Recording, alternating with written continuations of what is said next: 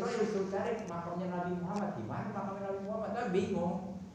Akhirnya dia minta sujud kepada Allah, minta keridhaannya supaya ditunjukkan di mana makamnya Rasul. Loh, kalau kita nyari, jangankan malaikat Mikail sama Israel. Lah kita kuburan ibu bapak kita aja baru 2 bulan 3 bulan hilang. Keder nyari. Bener nggak? Kenapa? Karena nggak pernah ziarah. Ya, betul. Coba kalau kita ziarah, insya Allah kita rawat, kita jagain, kan ketemu.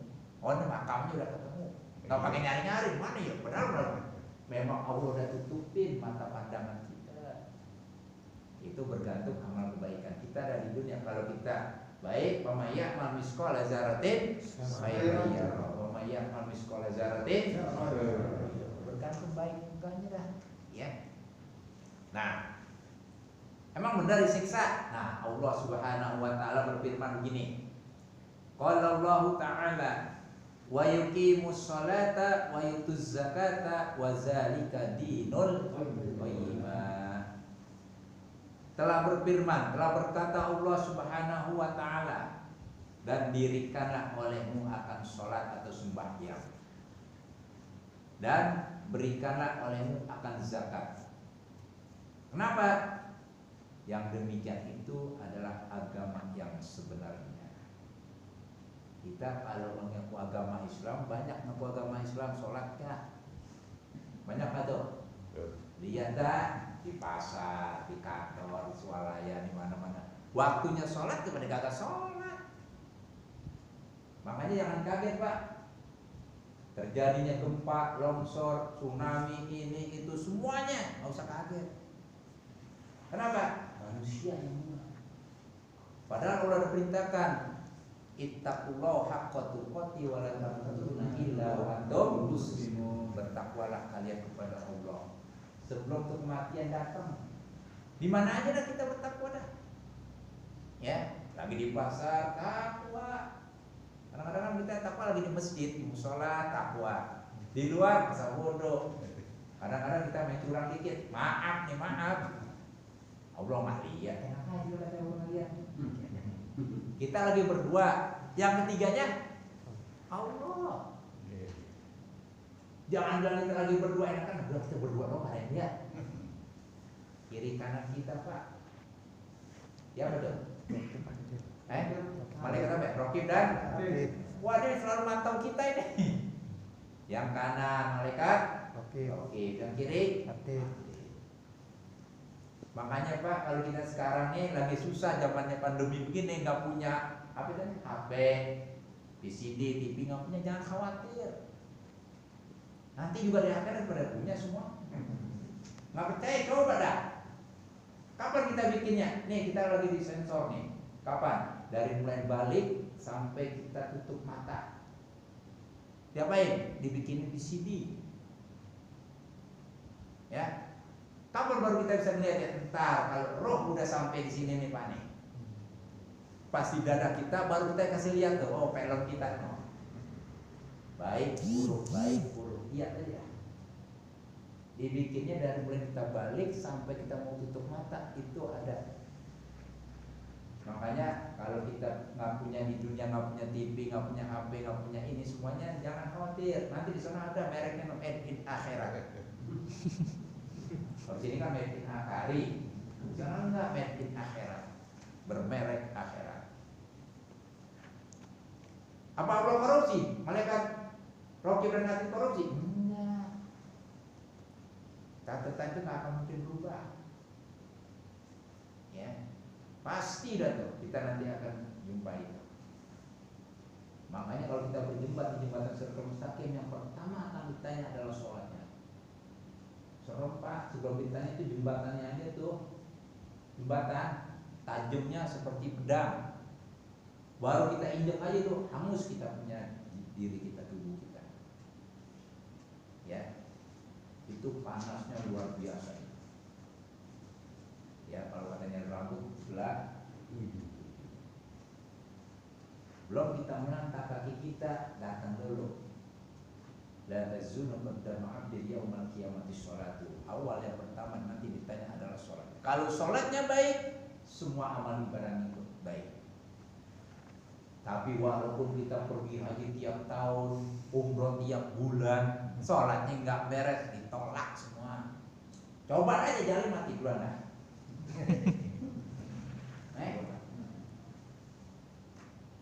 Ya kan kita zaman sekarang kan pengennya kan bukti. Ya Allah nggak bisa membuktikan dengan kehidupan manusia sekarang, nggak bisa, harus mati dulu. Nabi Daud enak banget, minta mati dikasih sama Allah mati. Dalam kubur kan serem banget. Ngapain? Tuh di dalam kubur tuh Pak, kita lihat kalau dalam kuburan ya Pak, ini apa? Jangan ya. Kan kosong kan? Kosong. Tapi yang meninggal dunia melihat. Makanya kan kemarin udah saya bilang, kalau orang meninggal dunia, kalau memang dia ahli ibadah, jangan terbalik bawa jenazahnya. Ini kepala jalan duluan. Akhirnya dia nggak ngeliat tuh. Nah jalannya mundur. Yang salah kita selalu kerjakan terus menerus, ya salah terus. Coba yang salah kita benahi, insya Allah jadi benar. Ya. Coba sekarang orang tua kita meninggal dunia, yang mandiin siapa? Orang lain. Naib yang mandiin, orang lain yang mandiin. Mestinya siapa? Orang lain. Ajarin Pak anak-anak kita. Betul. Ya, jangankan kita taruh di tempat pemandian, sakit kena air aja kesiram sakit itu jenazah. Bagaimana caranya? Angku. Saya tanya sama bapak semua sekalian jamaah. Waktu kecil mandi sendiri nggak? Dimandiin. Ayo masih waktu lahir, waktu masih jadi bayi. Ibu kita tuh Masya Allah, sayang banget, jangan sampai ceburi kolam itu. Biar dibang. Hah? Dipegangin dulu sampai kepala kita. Giliran orang tua kita meninggal, kita tonton. Kapan tanda bakti kita kepada orang tua? Belum ada. Ada yang nanya, Ustaz kan kita udah ngurusin masalah kuburannya, ini waktu sakitnya, itu kan belum seberapa. Kita kalau membalas jasa kebaikan orang tua, antara langit sama bumi belum bisa bayar. Nggak percaya? Hitung-hitungan saya. Berapa miliar orang tua kita mengeluarkan biaya? Bukan jutaan. Dari mana? Dari mulai kita lahir ke dunia. Emang nggak bayar ke bidan? Ayo itu, udah pernah hitung? Saya disuruh ngitung oleh guru saya, oleh orang tua saya suruh ngitung, saya nggak sanggup. Emang baru bidan doang? Nah, emang kita nggak sekolah. Pakaian yang kita pakai, lalu bedak yang kita pakai, minyak angin yang kita pakai, nggak dihitung? Nggak bisa dihitung itu. Dari mulai bayi sampai sekarang hitunglah dana biayanya. Mungkin komputer juga mati kali. Nggak bisa ngitung, kenapa? Itulah kebaikan jasa orang tua. Biar untuk kita meninggal kita lihatin doang. Benar nggak? Kenapa nggak dikerjain? Itulah kurang baktinya kita kedua orang tua. Saya punya saudara, paman saya, istrinya kaki tangannya B.J. Habibie. Waktu orang tuanya meninggal, dia pakai baju seragam, baju dinas, baju kantor. Saya suruh buka.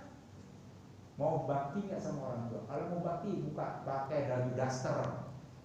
Ngapain Pak? Duduk situ, pasang bangku berapa? 4 apa 5? Duduk situ, orang tuanya mandi. Yang satu anaknya 5, yang satu mandi yang siram. Udah pernah kerjain? Ya udah terlambat Pak. Terlambat apa ya? Orang tuanya udah meninggal. Mestinya jangan begitu, kasihan. Ya, tuh. Ini nanti akan menjadikan amal ibadah kita tuh. Yang ada saya bilang, Rokib dan Atid nggak mungkin keliru dan mencatat. Kebaikan kata kebaikan nggak mungkin itu. Lain dengan manusia. Dikit-dikit dah halalin, kan begitu kalau kita. Malaikat nggak bisa begitu Pak. Kali kita punya harta banyak miliaran, disogok lah, karke lu jangan banyak ngomongan, gue kasih cepeng. No, nggak bisa. Ya, tuh itu waktu kita di dunia. Jadi ketika nanti kita berjumpa di Siratal Mustaqim, pertama pertanyaan yang itu adalah sholatnya. Ya. Nah, lanjut. Dan telah bersabda Nabi kita Muhammad sallallahu alaihi wasallam. Bisa ketemu ya? Ya. Ada ya? Ada. Kitabnya cukup nggak? Kurang ya? Insya Allah besok dah. Kalau itu saya cari lagi, beli lagi ya. Saya pikir cukup kali kan? Kurang juga ya. Nanti gampang saya beli lagi. Ya. Nah, Nabi Shallallahu Alaihi Wasallam bersabda, bermula orang yang sholat itu ya tiang agama. Nih, sholat tiang agama Pak. Ibarat bangunan sholat kita kalau nggak pakai tiang bisa berdiri nggak? Nggak. Ya. Kemudian, barang siapa yang mendirikannya berarti dia telah mendirikan agama. Ya, kalau kita agama Islam kagak sholat, belum tuh. Ibarat rumah mau didirikan kagak ada tiang, rubuh terus. Karena apa? Nggak ada kekuatan. Kekuatannya rumah, tembok itu harus ada tiang. Ya, pencakar ya, ceker. Ceker ayamnya. Nah, dan barang siapa yang meninggalkan, artinya nggak sholat. Ini kita sholat jangan tinggal-tinggal Pak. Ntar sholat, ntar enggak. Ntar sholat, nih enggak. Kayak kita, anak kita Pak, ajarin tuh, kasih tahu. Ya, apalagi anak kita lagi kerja di kantor, di perjalanan. Kalau memang perjalanannya khawatir takut macet, bikin sholatnya kodok jamak. Di jamak boleh nggak? Boleh. Mal harus kita dari Jakarta ke Bandung daerah enggak. Dari sini ke Kuningan boleh nggak di jamak? Di kodok? Boleh. Jamak boleh. Kuningan Jakarta ini. Sudah sahih. Kenapa? Kenapa nggak? Boleh nggak? Nah sekarang kalau kita berangkat dari sini asar, ya. Terus kita mau pulang ke rumah, tiba-tiba maghrib. Mestinya kita udah sampai sini sebelum maghrib, maghrib masih di Mampang, macet total. Sampai sini Isya, apa maghrib ada kita tinggalin? Kita niat tuh di situ. Ya, lah umur nggak ada yang tahu. Kalau kita nggak niat waktu datang maghrib, ya masih di perjalanan macet, maka kita ketika meninggal dunia, maka kita termasuk orang yang murtad, kafir. Ya, jangan sampai. Makanya kalau di jalan perjalanan kita kemana-mana duduk Pak, karena nanti di mana hari kiamat di padang mahsyar manusia baru bisa ketahuan apabila wajahnya itu bersinar dengan air. Bukan sekarang aja Pak, lagi pandemi cuci tangan, jaga jarak, pakai masker. Dari dulu, ya. Setiap waktu ambil air wudhu, cuci tangan, kan semua udah kena itu. Bukannya sholat doang Pak, mau tidur sama istri, wudhu. Saya tanya Bapak, wudhu nggak? Lupa Ustaz. Ini dia nih. Makanya anaknya pas lagi lahir dia sangar-sangar banget. Benar Pak Jabar? Betul. Bapaknya soleh banget. Pas lahir itu anak sangar banget, ditanya, lu salah bikin kali? Apa beneran kali? Nah itulah, ambillah air wudhu. Nanti setelah ambil air wudhu kan ada bacaannya, ya. Bismikallahumma ahya wa bismika. Kan begitu kan? Ada doa-doanya, bangun tidur baca doa, mau tidur ada doanya. Jangan lupa Pak. Bapak kalau nggak tempat tidur main tancap aja sih. Mau nanya-nanya malaikat, situ ada malaikat Pak. Ada malaikat, ada jin. Jangan salah. Coba dah. Pengantin baru kalau umpamanya suami istri tidur tanpa baca doa, coba anaknya sangar. Benar nggak? Kesalahan lah. Main salah-salah tuh antara lakinya sama bininya. Apa lu sih lu. Kenapa? Dua-duanya salah. Ya. Lah kita kalau keluar pintu rumah aja kan ada doanya, Pak. Ya. Dari salah satu. Iya.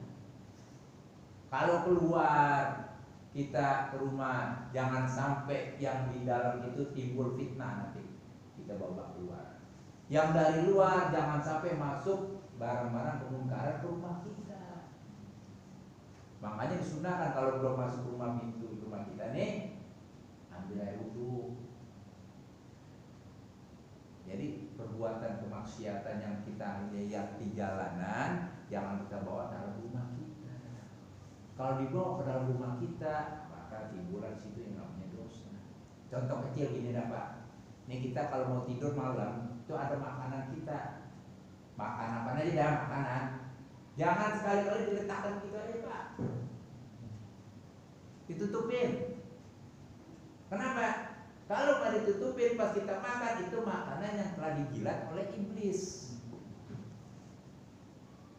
Ya. Ada aja nanti sakit perut lah. Itu udah di apa itu ya? Kalau bilang kita diludahi oleh jin dan iblis. Makanya Bapak nih kalau kita malam mau masuk ke masjid ke musola nih sendirian. Jangan lupa Pak, walaupun kita sendiri pintu ditutup, baru sendiri kita datang. Jangan nyelonong aja Pak. Ucapkan salam. Kenapa? Karena di sini ada jin. Jin Islam. Ada malaikat. Yang kita nyelonong aja, ada orang nyelonong aja masuk. Ada Pak. Cuma ketika kita lagi ucap salam dia nggak perlu wajib jawab. Lah kalau dijawab kita kabur. Ya. Ada Pak di pojok-pojok kita nggak lihat. Ada. Ya. Di rumah kita begitu juga sama.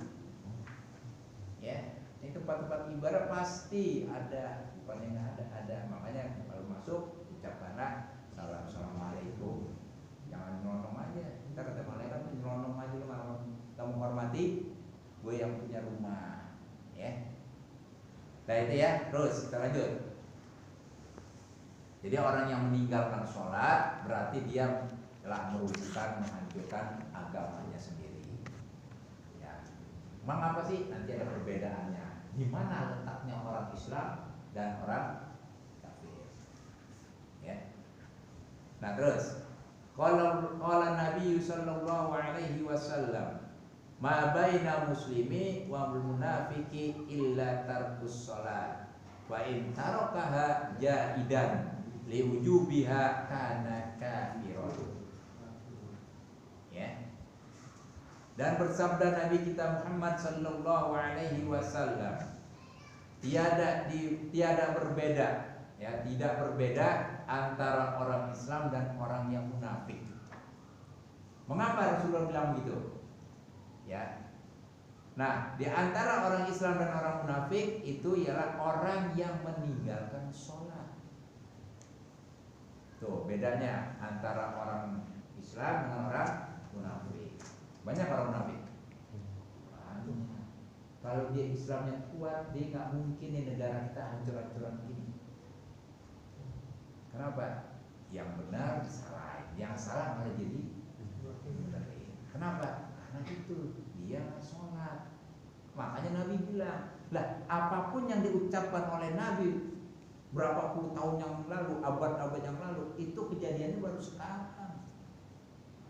Ya.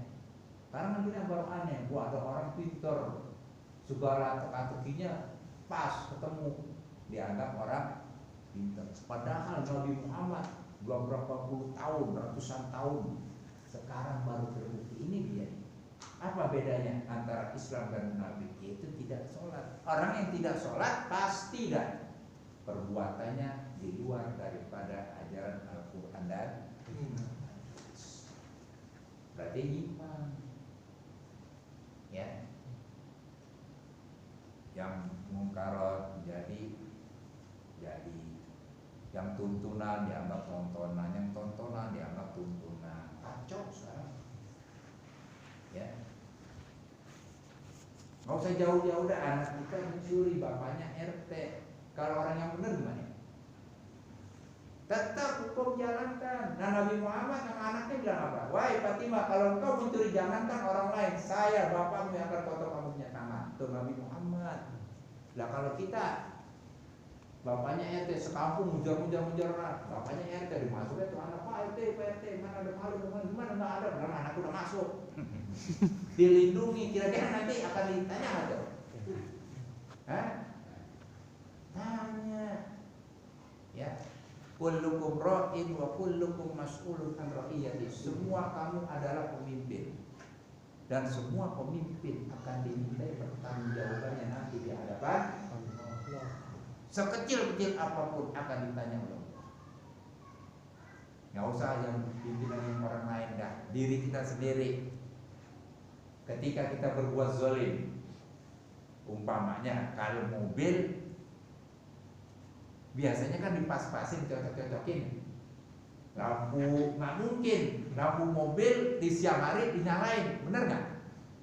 Ada waktunya, malam baru dinyala, siang mah nggak perlu, kan begitu. Apakah udah dah berat-beratin aja di lampu di mobil, kita copot aja waktu di siang hari itu lampu, apa begitu? Begitu juga manusia, dikasih telinga dua, supaya ngetrennya kuping ke sebelahnya tuh potong. Nanti ini telinga yang kita potong ini kita buang akan nuntut itu di hadapan Allah. Jangan sekali-kali kita menghilangkan apapun bentuk tubuh yang telah diberikan oleh Allah. Makanya Pak, kalau orang yang amputasi, ya, itu yang dipotong itu jangan sampai jauh dari kuburnya dia nanti, ya. Kalau itu nanti akan tuntutan itu. Kenapa kamu bisa berbuat semacam itu di dunia? Kenapa bisa dipotong? Pasti ada suatu perbuatan yang disalahkan. Nggak mungkin dong dokter main potong-potong aja.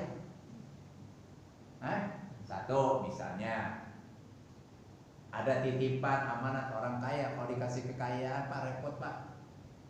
Kayaknya jadi orang kaya repot juga kan. Harta tuh jadi tuntutan tuh Pak tuh. Dari mana didapat dan kemana dibelanjain itu akan jadi tuntutan tuh. Ditanya itu, ya.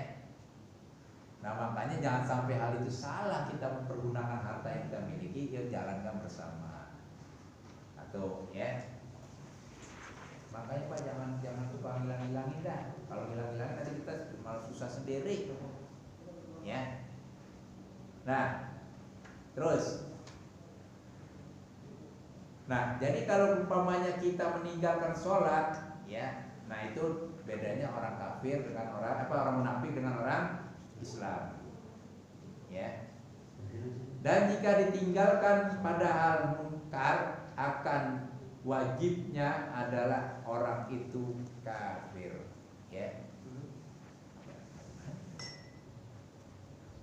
Ya. Tadi kan kata Rasul, kata Nabi, orang yang meninggalkan sholat berarti kan antara Islam dan munafik. Tapi ini suatu kewajiban, sholat yang 5 waktu, dia tahu, ditinggalin juga, maka kata Nabi orang itu adalah orang kafir. Tadi orang munafik. Karena udah tahu wajib yang namanya sholat yang 5 ya kita nggak usah kerjain yang sholat yang sunnah dulu dah, yang wajib aja, ya. Ada orang yang tanya gini, Pak Ustadz, saya mau ngerjain yang wajib kayaknya berat banget, yang sunnah aja dah. Apa contohnya? Pergi haji. Ya memang pergi haji memang susah, tapi alangkah wajibnya yang bagus jalankan yang wajib dulu. Misalnya dah, akikah hukumnya apa? Sunnah muakkad, ya, sunnah muakkad. Sedangkan kurban sunnah. Lebih kuat yang mana? Sunnah muakkad, akikah dulu. Kalau belum pernah akikah, jangan sekali-kali kurban. Akikah dulu, walaupun motongnya di saat waktu pemotongan hewan kurban, nggak apa-apa. Misalnya dulu orang tua kita kurban 1 waktu masih kecil. Kan mestinya laki 2, Ya. kan kurang 1, boleh nggak sekarang? Boleh. Boleh disempurnakan. Dulu udah pernah sekali, sekarang baru 1 lagi, kan 2 kan?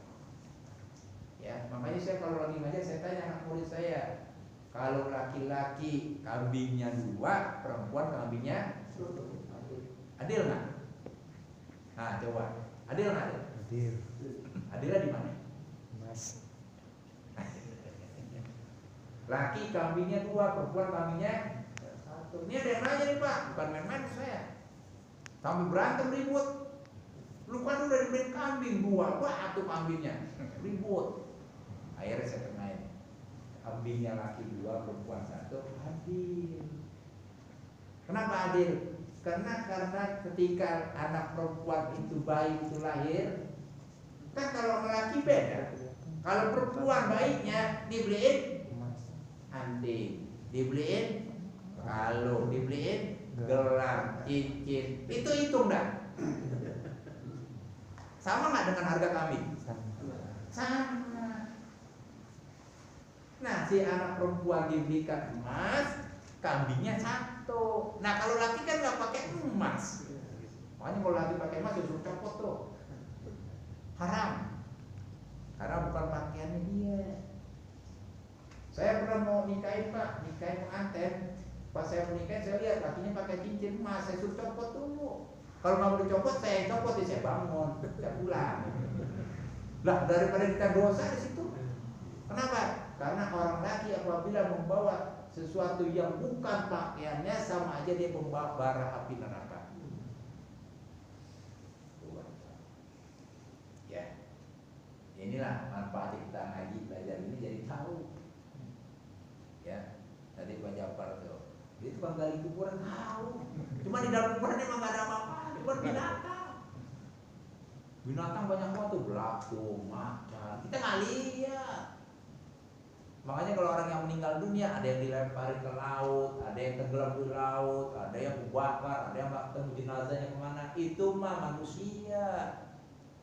Tapi di hadapan Allah tetap ada, innama amruhu iza arada syai'an ay yaqula lahu kun. Allah yang mau kehendak jadi lagi nanti.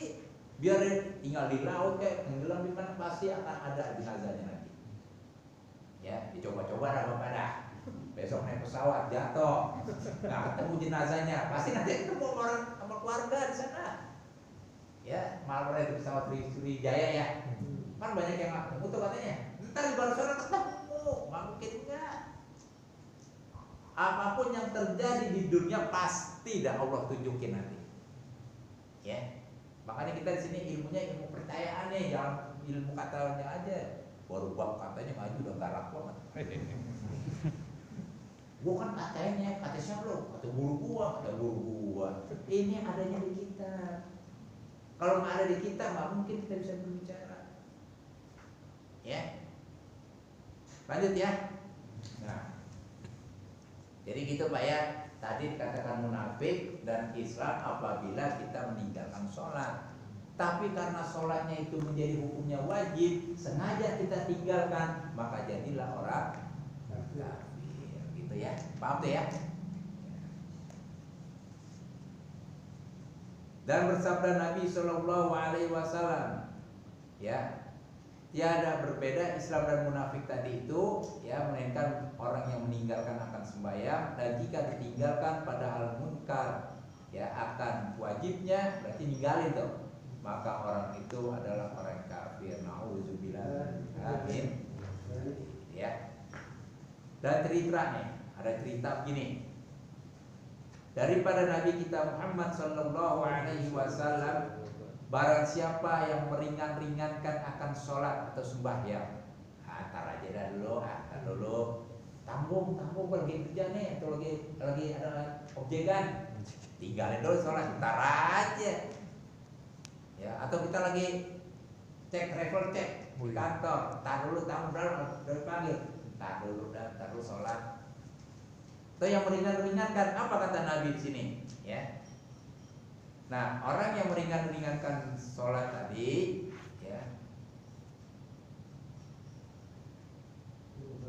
ya, maka akan disiksa atasnya 15 macam Nih kita nih kadang-kadang lalai nih. Makanya dalam Al-Quran juga ada fawailul lil musallin allazina hum an sholatihim sahun.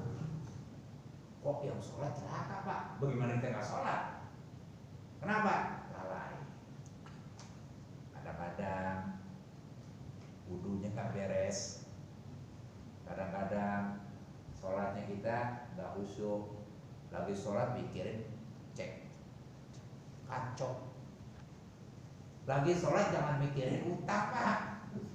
Utang mah utang, urusan dunia tinggalin dulu. Walaupun ada usaha yang menguntungkan, ketika lagi menghadap Allah, lupain dulu dah. Ya. Nah, mana itu 15 ya? Ya, dan 6 perkara di dalam dunia. Nih 6 perkara di dunia. 3 perkara yaitu ketika matinya. Ini manusia banyak banget ya siksaan ya. 3 perkara lagi di dalam kubur. 3 perkara lagi ketika bertemu dengan Tuhannya. Nih. Jadi ada 6 ketika di dunia, 3 perkara ketika mati, ya, dan 3 perkara lagi ketika di dalam kubur, ya, dan ya 3 perkara lagi ketika dia bertemu dengan Tuhannya. Nah ini lihat nih Pak Neta. Oh masing-masing siksaan ada ya? Ada. Ya. Nah maka sembah sahabat. Sahabat ini bertanya, ya Rasulullah. Nah kalau di sini kita baca nih ya-nya ada ya harfun nida. Maka lamnya harus dibaca fathah. Ya Rasulullah, salah. Ya. Itu ya Rasulullah, lamnya fathah, bukannya doma. Kan kita kalau baca ya Nabi salam alaika, kan dia ya Rasul salam alaika, fathah itu lamnya. Ya Rasulullah, itu kan ya? Ya Rasulullah, salamullah. Lamnya fathah karena ada harfun nida ya yang memanggil. Ya. Jadi bacanya ya Rasulullah. Jangan ya Rasulullah, salah, ya. Sama juga kita kalau umpamanya selesai azan la ilaha illallah. Enak banget jawabnya. La ilaha illallah Muhammadur Rasulullah. Salah. Gitu nggak dijawab. Ayo. Nih introspeksi aja nih, introspeksi diri. Saya mengatakan kalau kita kemarin bacanya gitu jangan diulangin lagi. Ya, habis azan selesai la ilaha illallah, la ilaha illallah Muhammadur Rasulullah, Allahumma, kan gitu ya. Jangan begitu katanya Pak. La ilaha illallah, la ilaha illallah, Allahumma rabbah da'watin tamah. Jangan diajak terus. Maaf nih kalau masang ini nih bacaan Allah Muhammad agak dibedain Pak. Jangan disamain. Allah itu Khalik, Muhammad itu makhluk. Masa Khalik sama makhluk disamain? Ya. Saya kalau di mana-mana saya bilang itu, tolong intinya digeser dikit. Allahnya ada tinggian, Muhammadnya ada di bawah. Begitu juga tulisan Allah pakai alif kan ya, hamzah depannya. Itu hamzahnya agak tinggi, jangan samain. Ya, ada nggak? Ada tulisannya ya? Iya ada enggak itu alifnya apa hamzahnya Allah agak tinggi, jangan disamain dengan lamnya. Ada tinggi kan? Nah itu benar. Ya. Nah sekarang udah jadi Allah Muhammad kalau bisa dirubah, tapi kalau udah jadi maka jadi masalah. Yang penting kita udah tahu dah, memang kesalahan waktu masanya saya belum tahu, itu aja deh jawabannya dah. Ya. Andai kata kita punya di rumah pajangan, masaknya jangan ngikutin keramik. Nih keramik kan ada natnya nih. Yang sana masaknya di sini, yang ini kan mau natnya juga kan. Nah kita bor dikit dan turunin. Ya. Soalnya kenapa? Takutnya kita menjadi murtad ntar.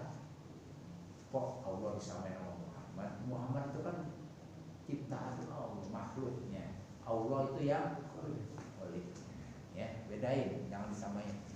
Sama juga kita Pak, kalau korban tuh motong enak banget tuh kalau motong. Saya suka perhatiin Pak, bukan ente aja orang awam. Kadang-kadang kiai salah juga.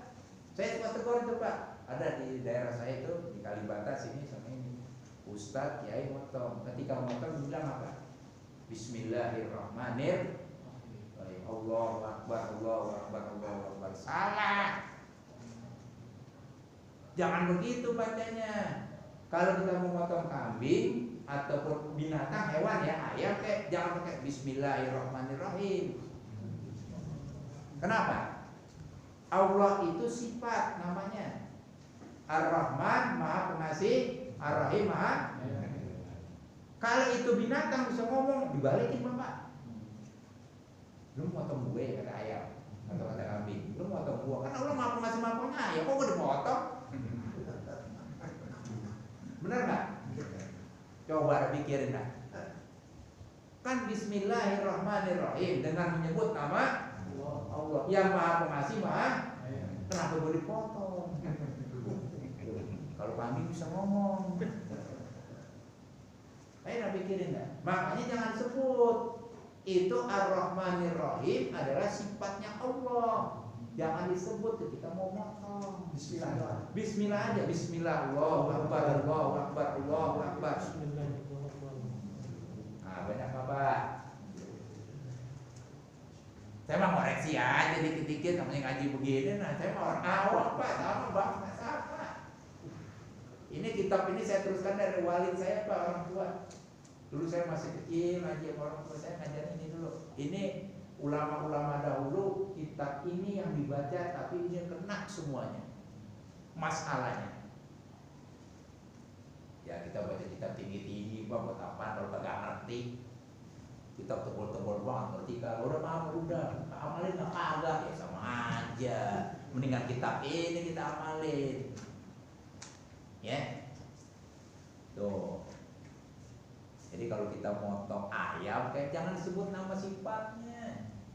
Cukup bismillah, Allahu Akbar, Allahu Akbar, Allahu Akbar, potong. Jangan digodot-godot. Ya Allah. Saya Pak dulu Pak melihat orang tua saya di Masjid Nurul Hidayah kalau nggak salah itu motong, melihat ustadznya langsung dimarahin oleh orang tua saya.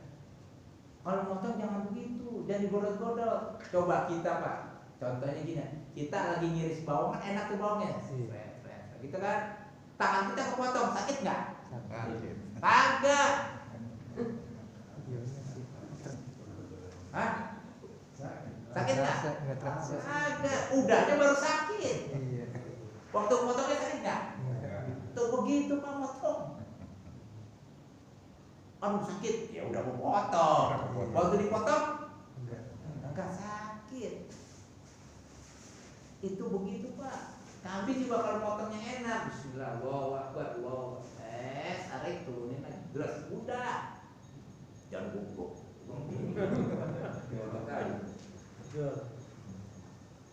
Banyak yang gitu. Perhatiin dah. Tuh saya udah sebut tuh. Walau saya mau orang awam. Biar kiai yang potong, kalau salah saya tegur. Ya. Nah buat apa kita menjadikan dia sebagai panutan, tapi dengan cara ayatnya salah ya kita tegur Pak. Jangan didiemin aja.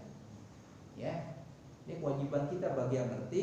Kalau walaupun dia kiai, presiden pun sekalipun kalau dia salah tegur nggak? Tegur. Contoh kecil gini dah, bapak mabok. Anak kecil belum ngerti apa-apaan, tapi di ngomong, bapak jangan mabuk bapak. Kalau bapak mabuk lagi, nanti rumah tangga kita berantakan Pak. Pakai nggak tuh? Nasihat anaknya kecil. Kalau belum berakal kan masih kecil, apa nungguin gede dulu baru ngomong? Aja, walaupun kecil tapi benar omongannya, benar nasihatnya dipakai. Unzur ma qala wala tanzur man qala. Perhatikanlah apa yang disampaikan, apa yang diucapkan, jangan lihat orangnya. Biar orang potongannya gembel, pakaiannya kumel, tapi benar ucapannya dibanding presiden yang saat ini salah terus. Salah. Jangan lihat orangnya, Pak. Yang dilihat ucapannya. Ya. Kita ya, cukup, udah. Cukup deh ya. Cukup deh ya, sampai sini dulu ya. Nanti insya Allah kita jelaskan di sini dah.